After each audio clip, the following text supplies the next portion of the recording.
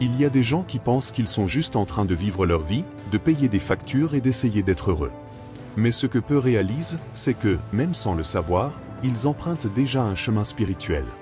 Il n'y a pas de zone neutre.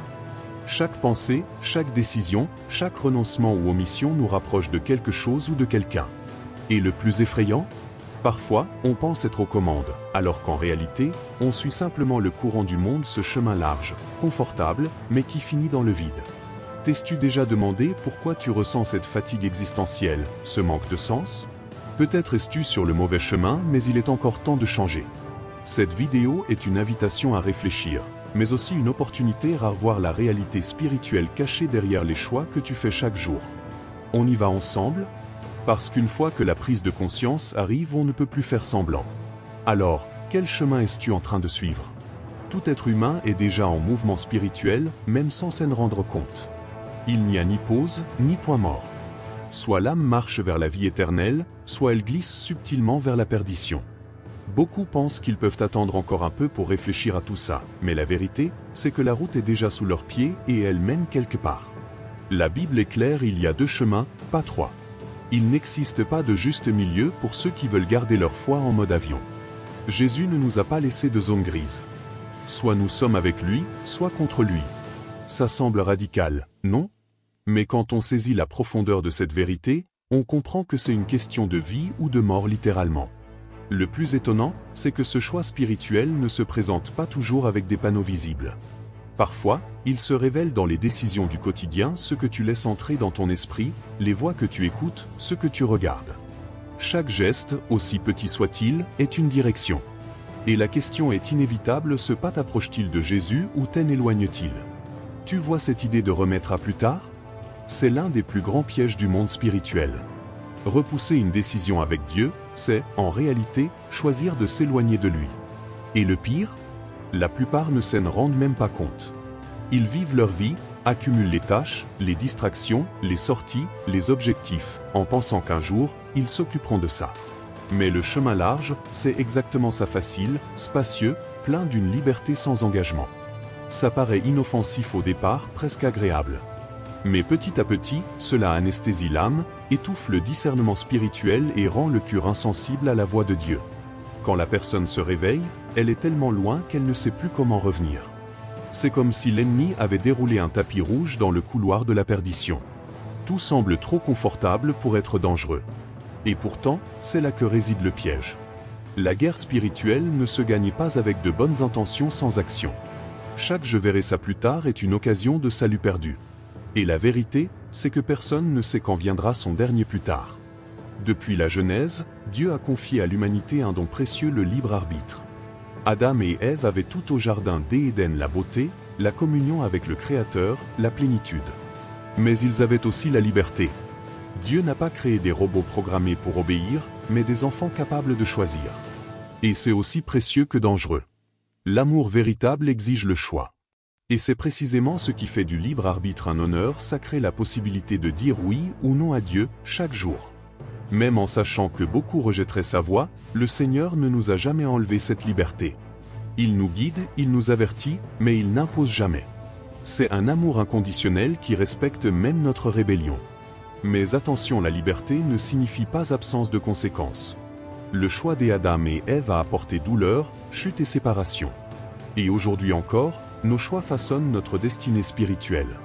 La question n'est pas seulement que veux-tu, mais en qui mets-tu ta confiance pour guider tes décisions? Parce que même le silence est une réponse. Et ignorer la guerre ne nous en protège pas. Jésus a été clair, il existe deux chemins. L'un est large, spacieux, populaire mais mène à la perdition. L'autre est étroit, exigeant, difficile mais conduit à la vie éternelle. Pas étonnant que tant de gens choisissent le premier. Il semble plus léger, plus libre. Mais cette liberté sans direction devient une prison déguisée. Le chemin étroit exige la renonciation. Et cela effraie. Renoncer à son ego, à ses désirs impulsifs, à son statut, à ses dépendances émotionnelles. Mais tu sais ce qui est encore plus effrayant? Vivre prisonnier de ce qui semble confortable, mais qui détruit ton âme peu à peu. Le chemin étroit peut faire mal au début, mais il guérit. Le large plaît au départ, mais il finit par te rendre malade. C'est comme un sentier en forêt, le large paraît plus simple, mais te fait tourner en rond. Le chemin étroit est solide, direct, parfois raide, mais il te mène au sommet. Et surtout, Jésus marche à nos côtés. Il ne promet pas l'absence de combat, mais sa présence constante. Et soyons honnêtes avec lui, même le chemin le plus dur devient supportable. La majorité des gens vit comme si tout était matériel, facture, objectif, soucis familiaux. Mais derrière ce quotidien se cache une guerre spirituelle permanente. Et ce n'est pas une métaphore.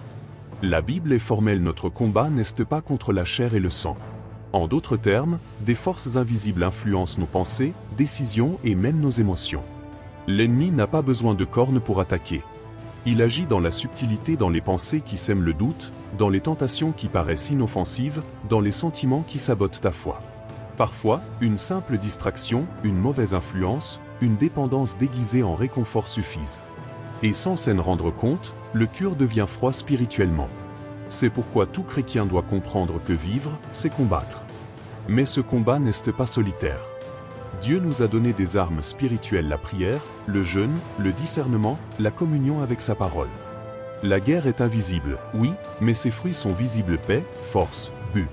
Si tout semble être chaos, il est peut-être temps de se réveiller pour ce champ de bataille où ton âme est disputée.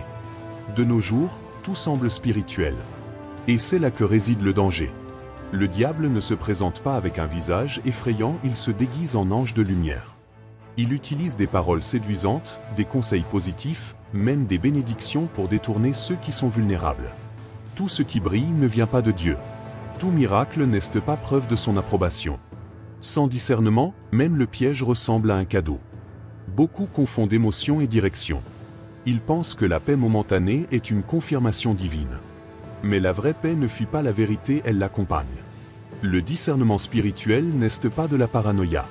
C'est une sensibilité à ce qui se cache derrière les apparences. Et cela ne se développe qu'avec de l'intimité avec Jésus-Christ. Tu veux un exemple concret? Tu dois prendre une décision importante? Avant d'écouter des vidéos, des coachs ou même des amis, fais une pause. Prie. Lis les proverbes. Écoute dans le silence. Demande-toi, cela glorifie-t-il Dieu ou nourrit-il simplement mon ego? Celui qui ne forme pas ses oreilles spirituelles suit facilement la mauvaise voie et en paie le prix. La voix de Jésus ne crie pas. Elle ne force pas, ne fait pas peur, ne s'impose pas. Elle invite. C'est cette impression dans le cœur qui murmure: viens, je vais te montrer le chemin. Mais c'est justement parce qu'elle est douce que beaucoup ne l'entendent pas. Car pour écouter Jésus, il faut faire taire le bruit du monde et cela demande une intention. Jésus ne cherche pas des suiveurs par obligation. Il veut marcher avec ceux qui le choisissent librement, même avec leurs doutes, même avec leurs peurs. Sa voix apporte la paix, mais aussi une direction. Elle console, mais elle confronte aussi. Ce n'est pas une voix qui dit uniquement ce qu'on a envie d'entendre, mais ce qu'on a besoin d'écouter pour grandir. Tu veux entendre Jésus clairement? Prends un moment seul avec ta Bible ouverte. Parle-lui comme à un ami. Éteins un instant ton téléphone, les notifications, les bruits de l'âme. Parfois, un seul mot venant de lui suffit pour guérir des années de confusion. Et le plus beau? Quand tu réponds à cette voix, ta vie ne sera plus jamais la même. Dieu respecte ton temps, ton histoire, ton rythme. Mais cela ne veut pas dire que tu peux repousser indéfiniment. Son appel est personnel, il te parle, à toi, par ton nom, dans ta réalité. Mais chaque plus tard qu'on invente est une opportunité spirituelle perdue. Et malheureusement, on ne sait pas combien il nous en reste. La vie est faite de cycles. Et certaines portes se ferment. Attendre le moment idéal est un piège subtil de l'ennemi pour te garder paralysé. Il semble toujours que demain sera plus calme, que le mois prochain tu pourras mieux te concentrer. Mais la vérité, c'est que le meilleur moment pour écouter et répondre à l'appel de Jésus, c'est maintenant. Ça l'a toujours été. Si tu ressens cet appel dans ta poitrine, ne l'ignore pas. Tu n'as pas besoin de tout comprendre ni d'être prêt, personne ne l'est. Il suffit de dire oui. Commence par une prière simple, une offrande sincère. L'urgence n'est pas une pression, mais un acte d'amour. Parce que le temps passe, le monde tourne, et le Saint-Esprit continue de murmurer: viens. Tu vas attendre jusqu'à quand? Peut-être es-tu en train de lire ceci en pensant: mais je me suis trop éloigné. La bonne nouvelle, c'est que le ciel ne ferme jamais ses portes à ceux qui veulent revenir. Tant qu'il y a de la vie, il y a de l'espérance. Dieu ne t'abandonne pas. Même si tout semble perdu, il continue d'appeler ton nom avec amour, patience et une grâce qui ne renonce jamais. Le retour ne commence pas avec de grandes actions, mais avec un cœur brisé. Ça peut être une larme sincère, une prière confuse, une décision silencieuse dans ta chambre. Dieu comprend. Il connaît ton histoire, tes chutes, tes combats et il t'aime quand même. C'est cet amour inconditionnel qu'aucune religion ne peut offrir. Tu te souviens du fils prodigue? Il a suffi d'un demi-tour. Le Père l'attendait déjà. Et il a couru à sa rencontre. Ça, c'est la grâce. Ça, c'est la rédemption. Peu importe si tu es tombé hier ou il y a 10 ans, la croix du Christ est toujours là. Et elle continue de crier au monde: reviens, car je t'ai déjà pardonné. Le temps de la culpabilité est fini. Le temps de la restauration peut commencer maintenant. En fin de compte, tout se résume à un choix. Ce n'est pas une question de religion, de tradition ou d'étiquette spirituelle. C'est une question de vie ou de perdition. De continuer en mode automatique ou de se réveiller pour de vrai.